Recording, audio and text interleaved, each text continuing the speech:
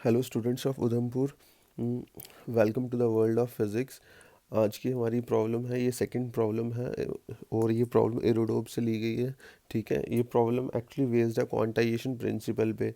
हालांकि हमें यहाँ पे फोर्स निकालने को पूछा हुआ है, लेकिन अगर हमें क्वांटाइजेशन का प्रिंसिपल क्लियर नहीं है ना, तो हम इसमें फोर्स नहीं निकाल सकते। ठीक है, फोर्स के लिए तो हमें सिंपल फार्मूला अप्लाई करना है और सिंपल सा अलजेब्रा फॉलो करना है। ठीक है, लेकिन क्वांटाइजेशन के कंसेप्ट इसमें यूज़ होंगे। तो क्वांटाइजेशन का कंसेप्ट जो लगेगा ना, उसमें थोड़ी सी बेसिक केमिस्ट्री यूज़ होगी। जो आपने केमिस्ट्री में पढ़ा था, मोल कंसेप्ट 11th क्लास स्टार्टिंग में पढ़ा था। ठीक है, वो एक्चुअली यहाँ पे थोड़ा अप्लाई होगा। तो क्वेश्चन देखते हैं। What would be the interaction force. कहता है कि क्या इंट्रैक्शन फोर्स होगी बिटवीन टू कॉपर स्फेयर्स। हमारे पास दो कॉपर के स्फेयर्स हैं। ठीक है, तो ये किसके स्फेयर्स हैं? कॉपर के स्फेयर्स हैं। So what is the atomic number of copper? Atomic number copper is 29। ठीक है, एटॉमिक नंबर कॉपर का 29 है। ईच ऑफ मैस 1 ग्राम, हर एक का मैस कितना है? 1 ग्राम, सेपरेटेड बाय डिस्टेंस 1 मीटर। ठीक है, तो स्फेयर्स का वेट जो है, जो मैस है वो 1 ग्राम है। ठीक है, और डिस्टेंस 1 मीटर है। If the total electronic charge in them differ from the total charge of nuclei by 1%। ठीक है, कहता है कि total electronic charge in them differ from the total charge of nuclei by 1%। कहता है कि वो बॉडी के पास टोटल चार्ज है ना, वो सिर्फ 1% है। कितने? 1% ऑफ जो हमारे पास जितना भी चार्ज है ना, उसका 1% है इनके इसके पास। ठीक है, स्फेयर्स के पास। ठीक है, तो इसे कैसे करेंगे हम? तो मैं इसे दो मेथड से समझाऊंगा। स्टार्टिंग में तो पहले मैं इसे जनरली सॉल्व करूंगा, फिर बाद में इसके शॉर्टकट मेथड्स बताऊंगा। ठीक है, आपने कॉम्पिटिटिव एग्जाम में कैसे सॉल्व करना है कम टाइम में। ओके, और ये सेम प्रॉब्लम डिस्क्रिप्शन में दी गई है ये प्रॉब्लम। ठीक है, इसे इसके बेस पे एक जो फर्स्ट वीडियो है उसके डिस्क्रिप्शन में मैंने एक लिंक शेयर किया है, वहाँ पे आप जाके बेसिक प्रॉब्लम्स क्लियर करें। ठीक है, इसके ऊपर एक प्रॉब्लम है एनसीईआरटी में, सॉल्व एग्जाम्पल, वो भी बहुत अच्छी प्रॉब्लम है और बोर्ड्स में आती है। ठीक है, और ये थोड़ी लिटिल बिट टफ है प्रॉब्लम। देखते हैं। The atomic weight of copper is the atomic weight of copper. कितना होता है कॉपर का एटॉमिक वेट? 63.55 ग्राम। 64 ग्राम भी कर सकते हो आप। ठीक है, ओके, कुछ बच्चे 63 करते हैं। ठीक है, लेकिन अब एग्जैक्ट याद रहे तो वो ज़्यादा अच्छा है। तो एटॉमिक वेट कॉपर का कितना है? 63.55 ग्राम। ठीक है, तो अब हमें पता है कि ये हमने केमिस्ट्री में पढ़ा है। तो एटम्स कितने होते हैं? इतने। ये मॉलिकुलर ये एटॉमिक वेट है। एक एटॉमिक वेट में कितने होंगे? एवोगैड्रो नंबर ऑफ एटम्स होंगे। ठीक है, तो द नंबर ऑफ एटम्स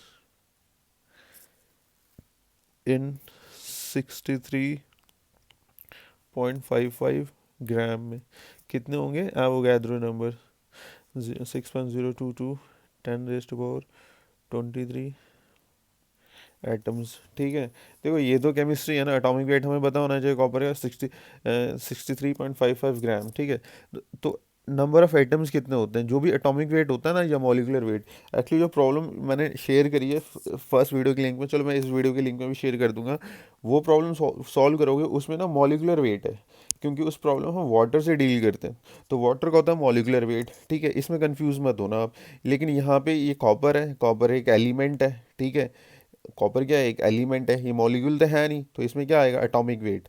ठीक है, लेकिन वाटर क्या है? वाटर मॉलिक्यूल है, तो वहाँ पे लिखेंगे मॉलिकुलर वेट, यहाँ पे लिखेंगे एटॉमिक वेट। इस चीज़ को क्लियर करना। ठीक है, तो नंबर ऑफ एटम्स इन 63.55 ग्राम में कितने होंगे? एवोगैड्रो नंबर ऑफ एटम्स होंगे। ठीक है, तो बेसिक यूनिटरी मेथड अप्लाई कर रहे हैं। तो नंबर ऑफ एटम्स 1 ग्राम में कितने होंगे? Number of atoms in 1 gram of copper, 1 gram copper में कितने होंगे? ठीक है, चलो मैं इसके सिंबल मानता हूँ एन। ठीक है, क्योंकि मैंने आगे इसके लिए शॉर्टकट फार्मूला बनाया है। ठीक है, तो नंबर ऑफ एटम्स या नंबर ऑफ मॉलिक्यूल्स के लिए मैंने सिंबल माना एन। तो क्या करेंगे? ये एवोगैड्रो नंबर 6.022 10⁻23 डिवाइडेड बाय ये टर्म नीचे डिवाइड होगी ना, ये इसके नीचे जाएगी, तो इसके नीचे लेके आते हैं 63.55। ये 1 ग्राम बचा ना, तो आगे हमारे पास 1 ग्राम, ये चला गया, ये टर्म चली गई, तो 1 ग्राम छोड़ गई। तो 1 ग्राम में इतने एटम्स हैं। ठीक है, क्या इतने एटम्स हैं? ओके, तो ये आ गए हमारे पास एटम्स। ठीक है। तो यहाँ पे अब याद रखें एन किसके बराबर हो गया। नेक्स्ट टाइम अगर आपको डायरेक्ट करना है तो एन किसके बराबर है, ये कौन है, एवोगैड्रो नंबर।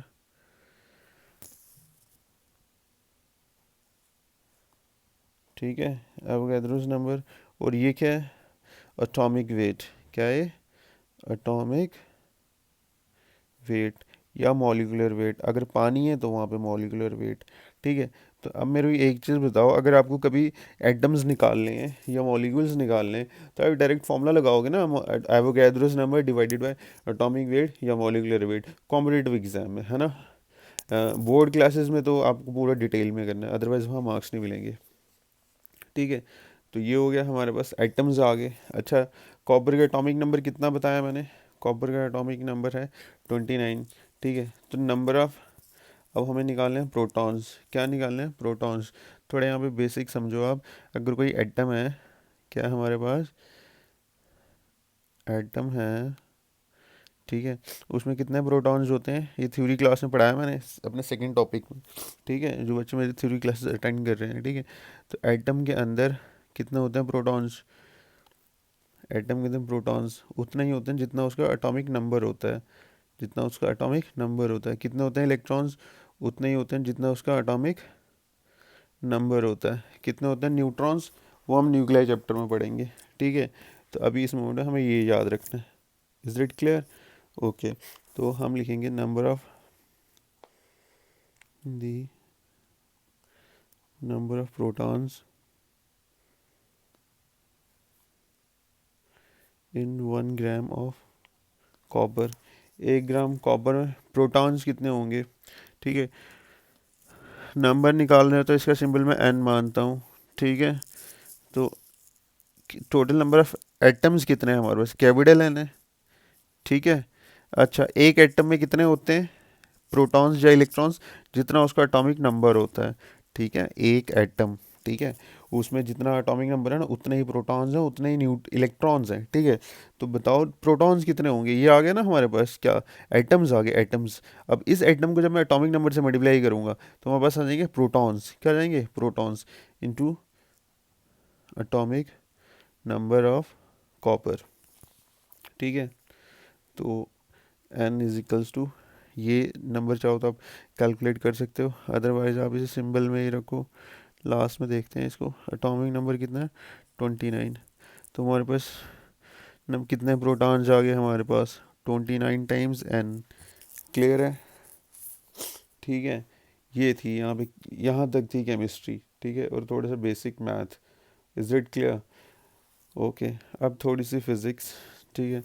तो टोटल चार्ज कितना होगा, टोटल चार्ज। अच्छा, चार्ज निकालने के लिए हमने क्या पढ़ा है, क्वांटाइजेशन प्रिंसिपल। तो टोटल चार्ज कितना हो जाएगा, Q is equals to n ही पढ़ा ना हमने थ्योरी क्लास में। Okay, so Q is equals to n ही, ये वाला एन इसमें पुट कर दो, 29 एन और ये ई। ठीक है, ये आ गया हमारे पास। ओके। तो अब हम इसमें वैल्यूज़ पुट कर लें या फर्दर क्वेश्चन में आप एक चीज़ देखें, चार्ज प्रेजेंट कितना है स्फेयर्स में, कॉपर स्फेयर्स में कितना चार्ज प्रेजेंट है, total charge in them differ from the, if the total electronic charge in them differ from the total charge of nuclei. Nuclei से उसमें कितना है 1% चार्ज उसमें। इसका क्या मीनिंग स्टेटमेंट का, उसके पास सिर्फ 1% चार्ज ही है। ठीक है, बॉल्स के पास जो स्फेयर्स हैं। ठीक है। तो अब हमारे पास अकॉर्डिंग तो लिखेंगे, according to problem,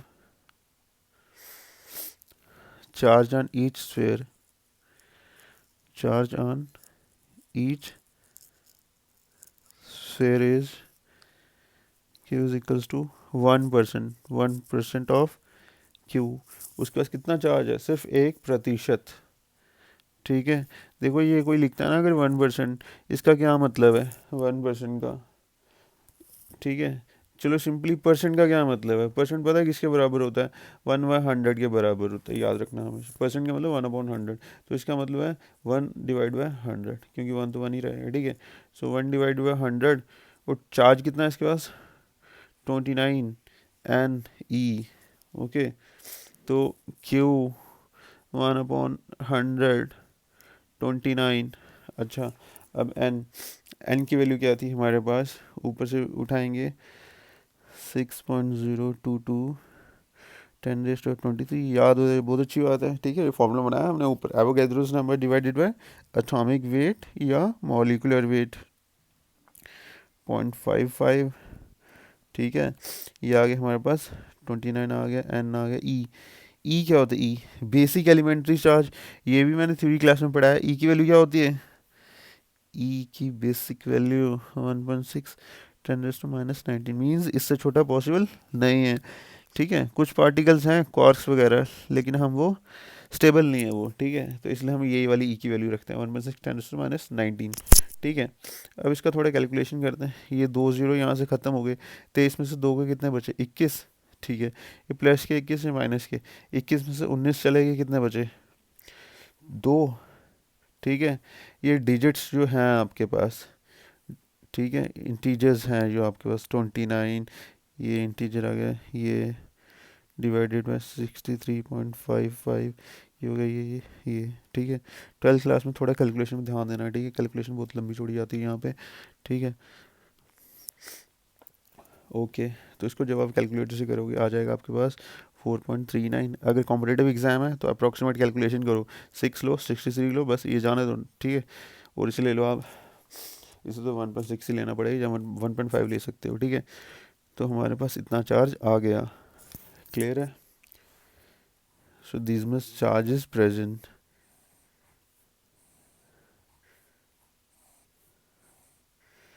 Okay, next what we have to calculate, we have to calculate force. Okay, so according to Coulomb's law,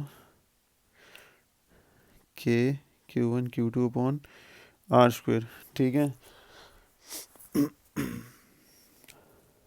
K की वैल्यू 9 इंटू 10⁻9, चार्ज की वैल्यू क्या थी 4.39, ठीक है, इंटू 10⁻², और 4.39 इंटू 10⁻², डिवाइडेड बाई डिस्टेंस कितना है 1, ठीक है। तो फोर्स कितनी हो जाएगी हमारे पास, इसे मल्टीप्लाई कर लो, 173.44, 10⁻, कितनी हो जाएगी 4, 9 और 4 13, ठीक है। लेकिन फिजिक्स क्या कहती है, फिजिक्स कहती है पहला इंटीजर बाकी डेसिमल। तो मैं इसको 100 से डिवाइड करूँगा कि यहाँ पे एक डेसिमल लगे, और 100 से मल्टीप्लाई करूँगा, क्या करूँगा 100 से डिवाइड और मल्टीप्लाई, ठीक है। ये ज़ीरो तो यहाँ फिक्स हो जाएंगे, 1.7344, ये 2 ज़ीरो इसको दे दो 15। आया समझ में, एग्ज़ाम में ये नहीं करना, ये सिर्फ समझाने के लिए था स्टेप, ठीक है। अगर जिन बच्चों को समझ में आता सीधा दिख रहा है यहाँ पे, 2 ज़ीरो इसको दो, 2 ज़ीरो इसको दो, तो डेसिमल लगेगा, ये आ गया हमारे पास आंसर। तो इसका मतलब इतनी फोर्स प्रेजेंट है, इतनी फोर्स लग रही है, क्लियर है। ओके, तो फोर्स निकालने से बड़ी बात नहीं था, सबसे बड़ी बात थी चार्ज निकालना, ठीक है। और इसके लिए यूज़ होता था क्वांटाइजेशन का कंसेप्ट। ओके, तो अब हम इसे थोड़ा शॉर्टकट मेथड में करते हैं। मैं कुछ फार्मूलाज बना दिए कि आपको याद रहे, ठीक है। सॉरी, तो कभी हमें निकालना हो, ठीक है, ट्रिक्स, ठीक है। ट्रिक्स कहाँ यूज़ होती है, अगर बोर्ड में किया है तो ट्रिक्स से की वजह से आप रिवाइज करो, चेक करो कि आपका आंसर सही है या गलत है, ठीक है। और कॉम्पिटेटिव एग्जाम में सीधा ट्रिक लगाओ आप, टोटल नंबर ऑफ एटम्स निकालने हो या मॉलिक्यूल्स, ठीक है। अभी ऊपर सिंबल क्या रखा था हमने, एन, ऊपर से रिकॉल करो क्या फॉर्मूला बनाया था, Avogadro number, Avogadro's number divided by कौन सा weight, atomic weight molecular weight. अगर एटम्स है तो एटॉमिक वेट, अगर मॉलिक्यूल है तो मॉलिकुलर वेट, क्लियर है। ये आगे टोटल नंबर ऑफ एटम्स, ठीक है। तो वहाँ पे एक चीज़ हमने और करी थी, ये एवोगैड्रोस नंबर डिवाइडेड बाय ये एटॉमिक वेट इनटू, हमने इनटू भी किया है, ये 1 ग्राम इंटू 1 ग्राम या गिवन वेट, ठीक है, इंटू गिवन वेट। ये इनटू ना उस प्रॉब्लम में होता है जो वाटर वाली की दी है एनसीईआरटी बुक में, सॉल्व एग्जांपल में, ठीक है, उसे सॉल्व करो आप। Into given weight, given, let is suppose कहते हैं कि 250 ग्राम कप में कितने वाटर के मॉलिक्यूल्स हैं, तो आपने क्या करना है, Avogadro's number divided bye molecular weight into given wait that is 250 grams, तो आपके पास डायरेक्ट आ जाएंगे नंबर ऑफ मॉलिक्यूल्स, ठीक है। फिर इसके बाद ओके, तो नेक्स्ट कहता है अगर हमने यहाँ पे निकाले protons, total number of protons, क्या निकाले हमने यहाँ पे, प्रोटॉन्स। अगर हमें निकालने इलेक्ट्रॉन्स, तो भी क्या कंसेप्ट बताया ऊपर मैंने, जितना एटॉमिक नंबर होता है उतने ही प्रोटॉन्स होते हैं, जितना एटॉमिक नंबर होता है उतने ही प्रोटॉन्स होते हैं, उतने ही इलेक्ट्रॉन्स होते हैं, तो एटॉमिक नंबर से मल्टीप्लाई कर दूँ, तो ये आगे हमारे पास क्या, एटम्स या मॉलिक्यूल्स, एटम्स या मॉलिक्यूल्स इनटू एटॉमिक नंबर से मल्टीप्लाई करो, तो ये आ जाएंगे आपके पास प्रोटॉन्स या इलेक्ट्रॉन्स। क्लियर है, तो नंबर आ गया ना आपके पास, जब नंबर आ गया तो फिर क्वांटाइजेशन लगा दो, ठीक है, अकॉर्डिंग टू कौन सा प्रिंसिपल, क्वांटाइजेशन प्रिंसिपल। तो क्वांटाइजेशन क्या कहता है, Q is equals to N E ना, ये आ गया हमारे पास एन और ई, ये एन इसमें फिल कर दो, सो क्यू किसके बराबर है, n into atomic number into e basic elementary charge, तो यहाँ से आपने डायरेक्ट चार्ज निकाल लिया, आया समझ में।